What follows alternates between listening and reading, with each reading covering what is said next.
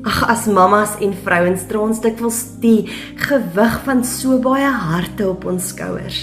Van ons kinders, ons mansin, ons ouersin en soms selfs die van vriende en gemeenskappe.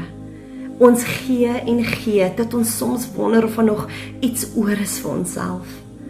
Maar vandag wil ek jou herinner aan wat die woord sê in Jesaja 40 vers 31.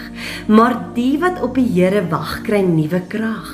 Hulle sweef met vleuels soos arende, hulle hardloop en word nie moeg nie. Hulle loop en word nie mat nie. Jy wat moeg is, jy wat wonder of jy die nuwe jaar gaan maak. Die Here sien jou, hy ken elke traan wat jy in die nag gestort het. Elke gebed wat jy gefluister het terwyl jy kos maak of kinders bad. Hy weet hoe jy jouself soms laaste sit, sodat almal anders eerste kom. Vandag, op hierdie laaste dag van die jaar, wil ek jou nooi om stil te word vir hom. Laat toe dat hy jou vul met nuwe krag. Jy hoef nie die nuwe jaar in te gaan met dieselfde uitgeputte hart nie.